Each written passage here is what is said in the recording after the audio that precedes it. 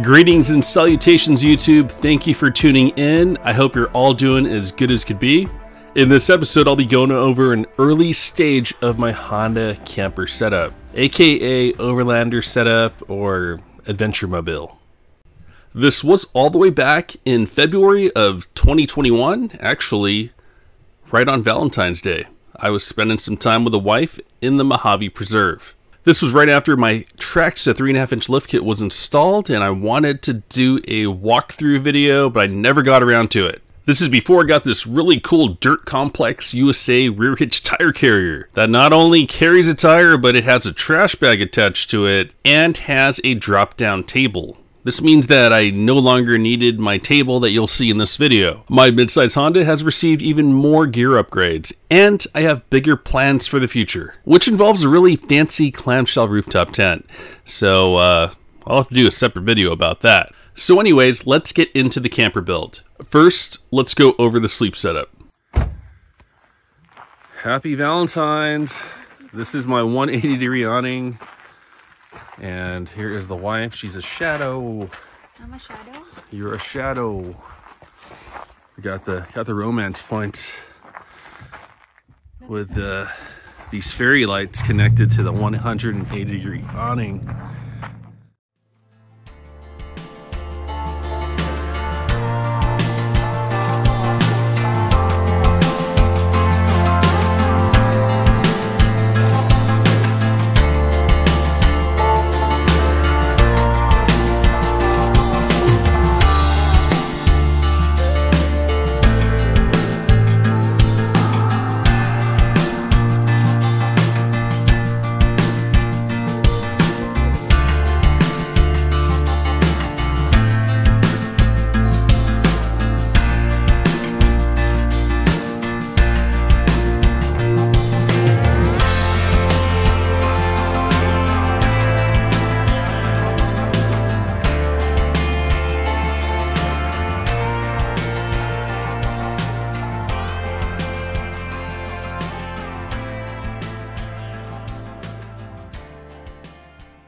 That's how I set up the bed for the wife and I. That was a time lapse, so you could imagine it takes quite a while to set that up. Probably around 10 minutes. Quite honestly, that's not ideal, and that's why I eventually want to move to a clamshell rooftop tent. Not just any rooftop tent, but a clamshell. Now, many times I'll sleep in the car on a solo trip because the wife doesn't like to go snowboarding. I go by myself. When I get my bed set up prior to the trip, it takes 0 seconds to transition to sleep.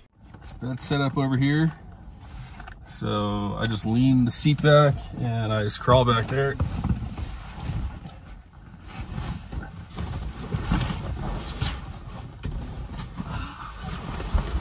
And there you go. Hope you didn't see my butt crack. And if you did, I'm sorry.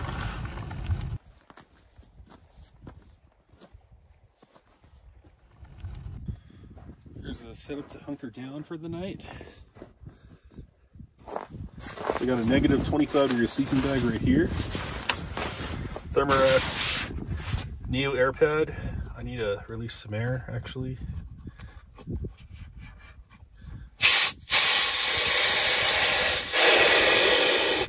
way too freaking stiff right now.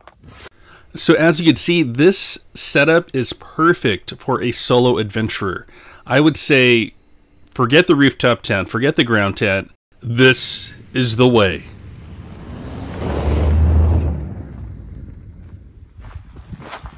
Alright, so I never really have done like a walk around of my camping setup. This is my Honda Passport EXL. Has full leather.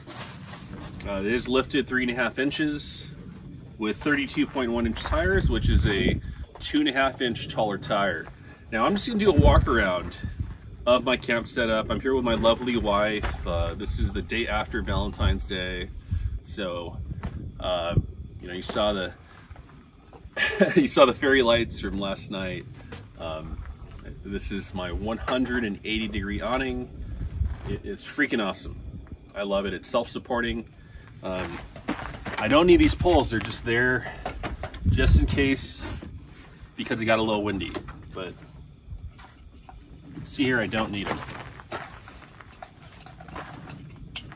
Some of you might be familiar with my old awning setup. I had a Yakima Slim Shady. It was one of the rollout awnings. I personally did not use this awning very much because it was such a pain to deploy and put away. I also didn't like the fact that it was not self-supporting. So if I had to move my vehicle, then I would have to put the awning away. The Overland Vehicle System's 180-degree awning is a breeze to put away. So here I'm going to unhook one of the tie downs. I just loosen the hook, and then I go to the other side and loosen that hook. It's self-supported, so nothing is going to fall and damage my vehicle. With the Yakima Slim Shady, one time it slipped out of my hands and dented my rear passenger door. That really sucked, but the good thing is this rugged vinyl wrap that I have on my car that I installed myself. It's textured and camouflages the dent. So now it's just a matter of bringing the arms together and then rolling it up. While taking my time and doing this leisurely, it took me about 3 minutes or so. If I really wanted to, I'm pretty sure I could put it away in under a minute.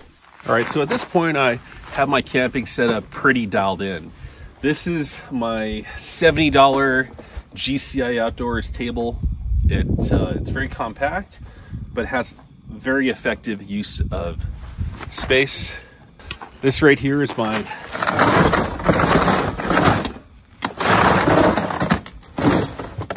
Husky 20-gallon tote.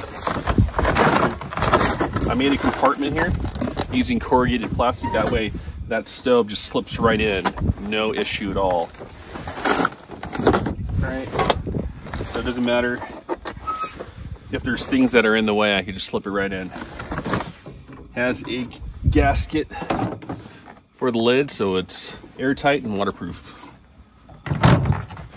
Sturdy top. Here's the sleeping setup. This is a Thermarest Neo Air Camper Duo. I'm sorry, Thermarest Neo Air Camper Duo. $340 or so, but it's made of magic. It's a very low profile, only like 2.5 inches, so we have a good amount of headroom still. We're not like sleeping in a coffin. I'm not sure how some people will build those wooden platforms and then they don't even have enough room to sleep on their side. It's crazy. I could not do that. So got a good, I don't know, what, like 3 feet of space. Way more than enough space to sleep on your side. Negative 25 degree sleeping bag. You'll see here that it's flat. It's just flat. It doesn't.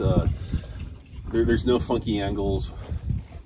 With my previous vehicle, it was straight up here and then it would curve down that way. This is just completely flat, but it is not leveled because with most SUVs, the cargo floor angles slightly down like that, but it is flat, just not leveled. So in order to level, you just have to, when you park, nose goes down. Anyways, it's like maybe 1.5 degrees tilted. It's not anything crazy. CPAP machine. I have sleep apnea. As I gained more weight throughout the years, I started developing more and more severe sleep apnea. So I could go about life. I just I was always tired. So with a sleep apnea machine, I don't need a nap in the middle of the day anymore. I could pull all-nighters. So if you snore a lot, if you have some kind of sleep apnea, if you think you might, or even if you might be in denial. I was in denial. I highly recommend you see a doctor and see if one of these machines is right for you. Because the first day I used it, it was like I took steroids. I just felt so incredibly.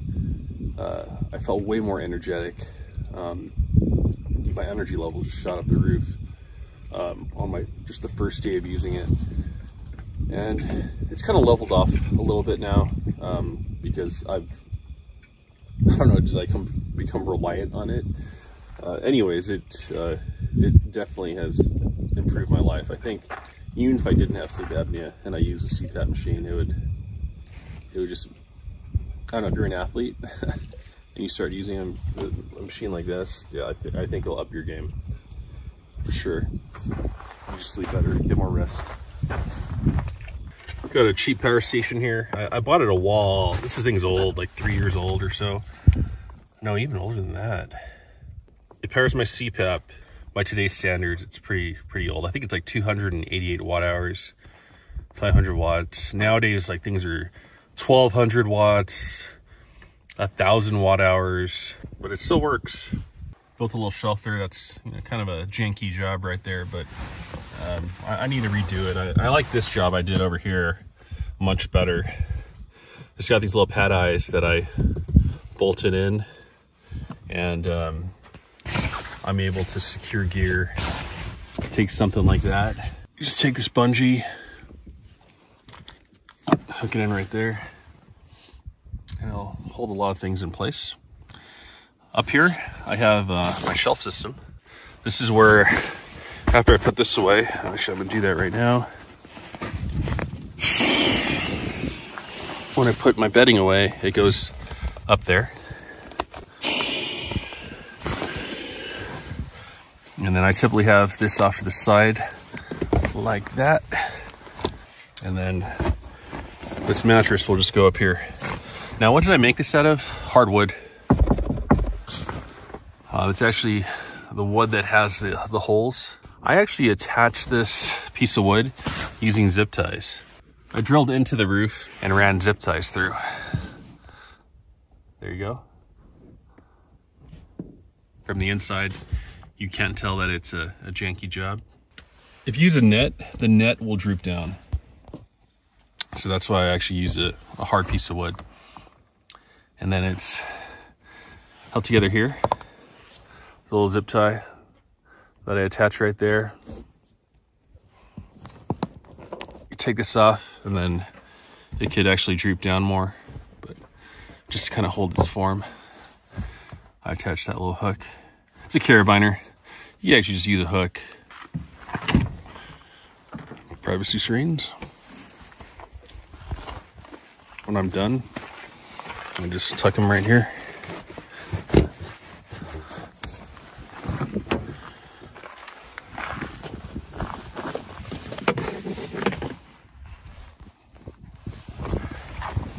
To support the mattress, I have this headboard. Headboards are nice. There are some other sleep systems that use these supported cubes that go down here, but the problem with that is you lose storage. Solid. See, this is wood. This is solid. Those inflatable cubes, if you're heavier, they just kind of squish down.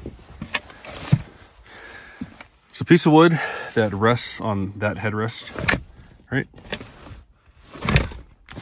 And then it's supported by this strap. And then I have an accordion hinge that lets it fold. And in case you're wondering, yes, this is a piece of wood that I actually just covered with Gorilla Tape. So I know it looks kind of neat. It looks like a piece of I don't know, black wood, but it's actually just Gorilla Tape. See? And I did that in case like there might be a splinter that would puncture the air mattress. So I covered it and wanted to make sure that, you know, over time, a splinter doesn't pop out and mess up my really expensive $340 air mattress. All right, you'll see here that I have my refrigerator I got from Costco. It's a Massimo brand I bought on sale for $260. And then there's that tote from Husky. It carries a lot of my gear, so I keep everything in a centralized place. Now I'm going to utilize my quarter panel window with the bungees. It holds gear there. All right, so this is the GCI Outdoors table. I think it went for about $70, $79 on Amazon. And we're gonna go break this down. It's a really simple process. You just take these and you just break them down like that. Just take these little tabs and press them down. Like so.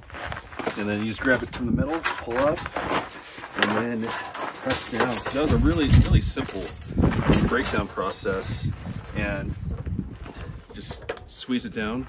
Really slim form factor. So now I'm going to throw this up to my cargo carrier and take it along with me.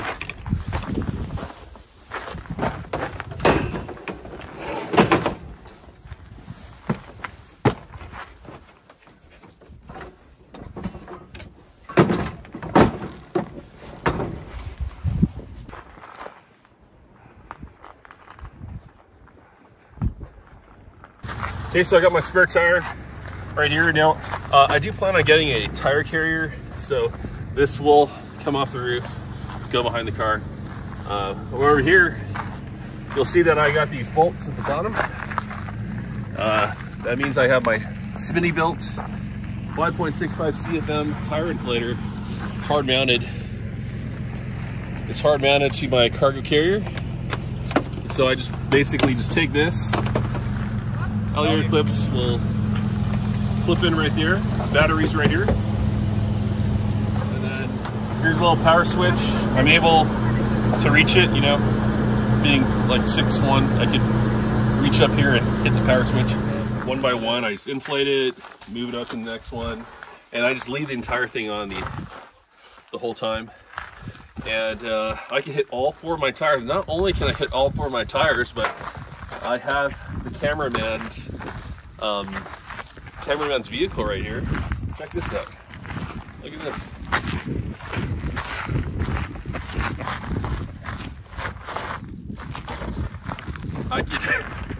I could literally air up the car that's like right here, but no, we can actually air up his rear passenger tire.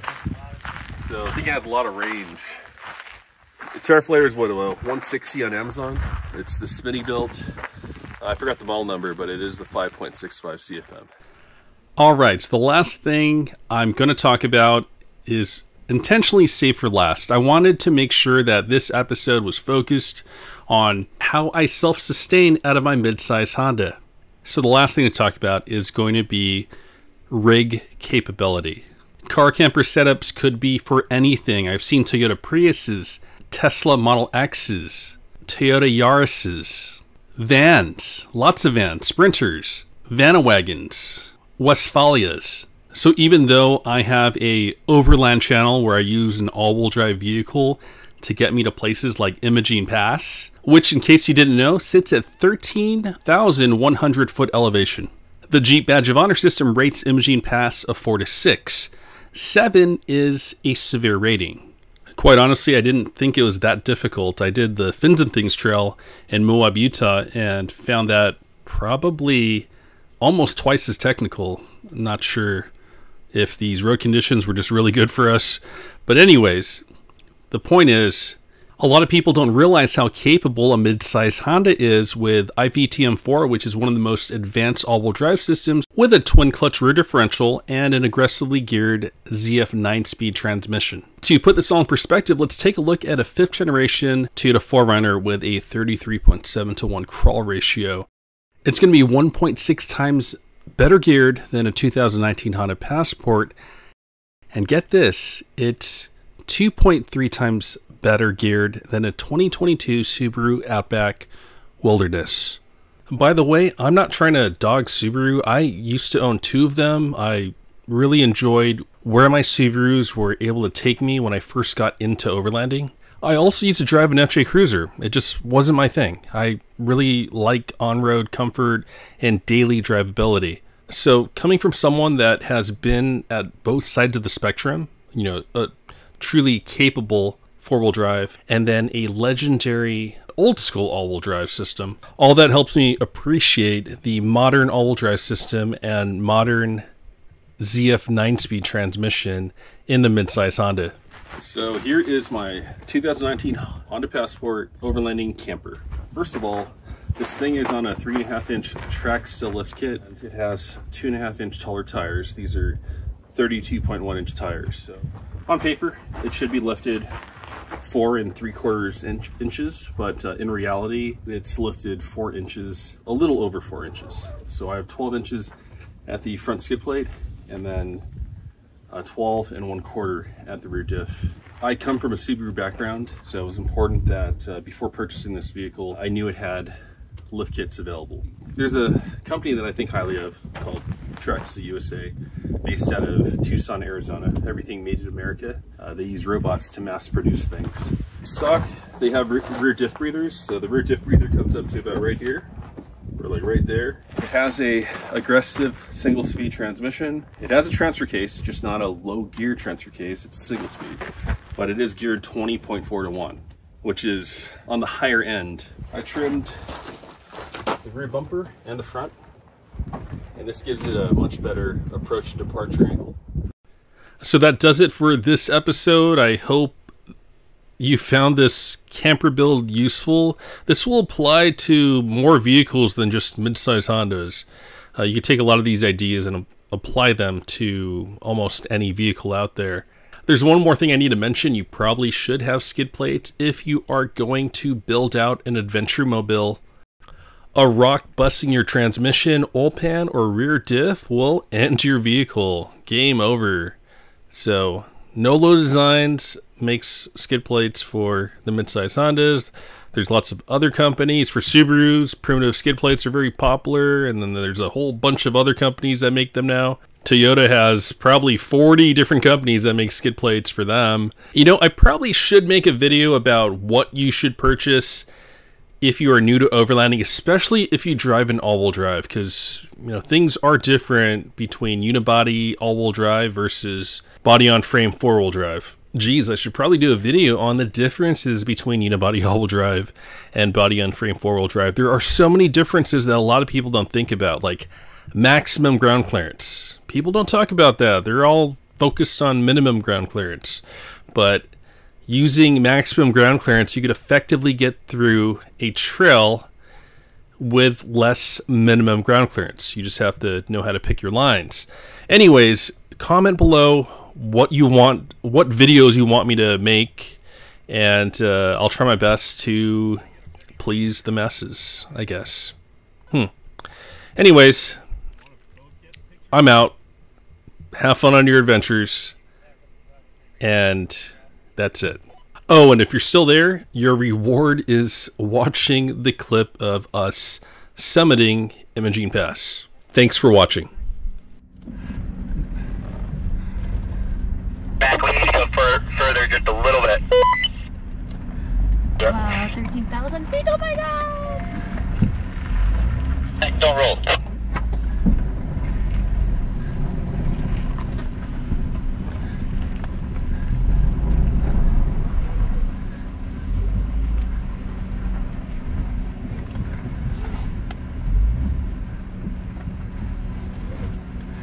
Or to step up, or go forward, please.